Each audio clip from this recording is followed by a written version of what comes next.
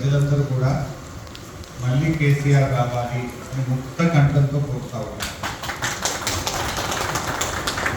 18 నెలల పాలనలో కాంగ్రెస్ పార్టీ అంటే ఏంటో ప్రజలకు అర్థమైంది.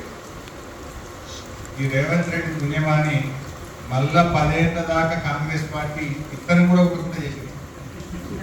ఎందుకంటే అబద్ధాలకు బ్రాండ్ అంబాసిడర్ రేవంత్ రెడ్డికి మహేష్ కుమార్ గౌడ్ కూడా పోటీ పడుతుంది. అబద్ధాలు ఎక్కువ ఆడితే ముఖ్యమంత్రి అయ్యాడు రేవంత్ రెడ్డి.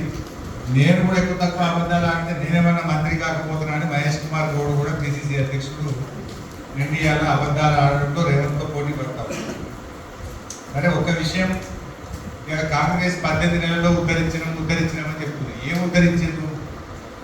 కేసీఆర్ కిట్ బంద్ పెట్టింది, ఫీజు రియంబర్స్మెంట్ బంద్ పెట్టింది, బతుకమ్మ చీరలు బంద్ పెట్టింది.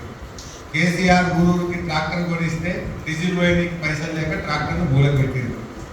ఊర్లలో బుగ్గలు కాకపోతే బుగ్గలేక ఊర్లను అంధాకారం చీకటిమయం చేసింది. మీరు ఉద్ధరించింది ఏమిటి? కొత్తగా చేసింది ఏమైనా ఉన్నదా? మాటలు ఎక్కువ చేతులు తక్కువ. ఇప్పుడు రైతు బంధు చేసామని ఇండియాలో సంకల్పం దుక్కుంటున్నాం. 2 సార్లు ఎక్కువ కదా. పోయిన వానకాలం రైతు బంధు ఎక్కువ, పోయిన యాసంగి రైతు బంధు ఎక్కువ. ముందు చెంపలు వేసుకొని దుక్కునే వాళ్ళకి రాయి.